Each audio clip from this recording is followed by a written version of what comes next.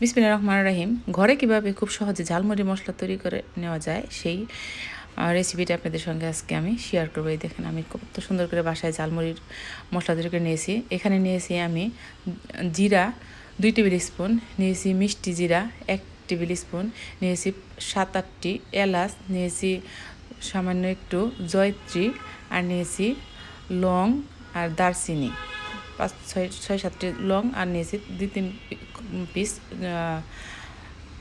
দারচিনি। এই যে আমি একটু হালকা করে এটা ভেজে নিলাম,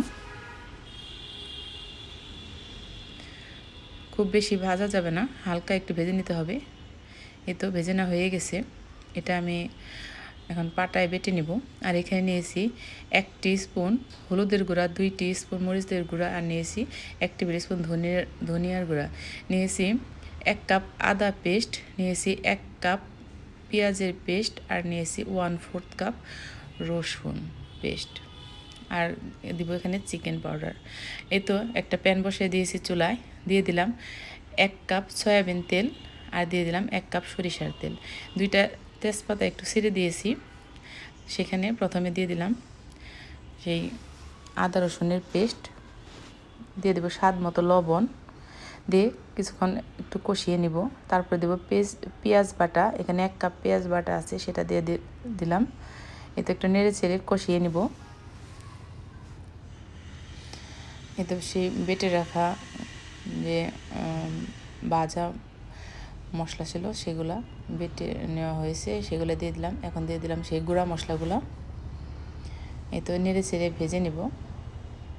এখানে দিয়ে দেবো চাট মশলা 1 টেবিল স্পুন, আর দিয়ে দেবো চটপটির মশলা 1 টেবিল স্পুন।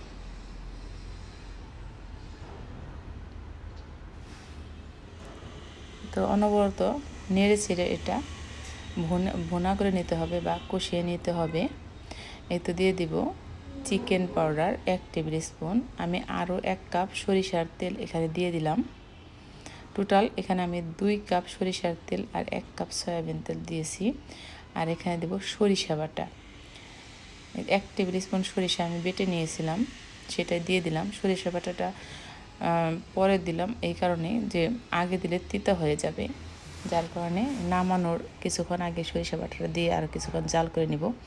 এই তো আমার ঝালমুড়ি মশলা কিন্তু হয়ে গেছে। আমি ঠান্ডা করে একটা জারে এই যে ভরে নিচ্ছি। আর এখন আমি ঝালমুড়ি কীভাবে তৈরি করতে হবে সেটাই আমি দেখিয়ে দিচ্ছি। নিয়েছি মুড়ি আর যে মশলা, এই তো চানাচুর, আর নিয়েছি কিছু কুচি করা টমেটো, আর শসা, লেবু, এই তো ধনিয়া পাতা। তো আমি দেওয়ার সময় এগুলো বলে দেবো কী কী দিচ্ছি। এই তো প্রথমে দিয়ে দিলাম মুড়ি, পরিমাণ মতো মুড়ি দিয়ে দিলাম শসা কুচি, দিয়ে দিলাম টমেটো কুচি, কাঁচামরিচ কুচি, পেঁয়াজ কুচি, আর দিয়ে দিব দেখেন ওই যে আমাদের একটা পিচ্চি বাবু হয়েছে, জ্যাকি রোজের বাচ্চা। যাই হোক, ওদের নিয়ে একদিন ভিডিও তৈরি করব। দেন ধন্যবাদ। আর এখানে যে ডাউল সিদ্ধ করে রেখেছি, এটা হলো ডাবলির ডাউল বা অ্যাঙ্কার ডাউল যেটা বলে, সেটাই সিদ্ধ করে রেখেছিলাম। দিয়ে দিলাম চানাচুর, আর এখানে দিয়ে দেব ঝালমুড়ির মশলা,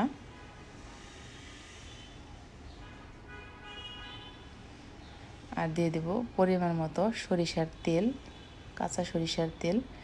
এই তো একটু লেবু গ্রেট করে দিয়ে দিলাম প্রথমে, তারপরে একটু লেবুর রস দিয়ে দিব। আমাদের কুচি করা ধনিয়া পাতা দিয়েছি, আর দিয়ে দেবো ডিম। এগুলো কিন্তু অপশনাল, এই ডিম, তারপরে চানাচুর বা ওই যে ডাউল যেটা সিদ্ধ করে নিয়েছিলাম, ঘুমনি বলে যেটা, যাই হোক এগুলা অপশনাল, এগুলো আপনারা নাও দিতে পারেন। এমনিতেই যে পেঁয়াজ, কাঁচামরিচ, ধনিয়া, আর দিয়ে দেবো স্বাদ মতো লবণ, পেঁয়াজ, কাঁচামরিচ, ধনিয়া পাতা, এগুলো দিয়ে আপনারা কিন্তু এই ঝালমুড়িটা তৈরি করে নিতে পারেন। এই তো দেখেন আমার ঝালমুড়ি হয়ে গেছে। এটা কিন্তু খেতে ভীষণ টেস্ট। আপনি এভাবে বাসায় তৈরি করতে পারেন। আল্লাহ হাফেজ, আসসালামু আলাইকুম।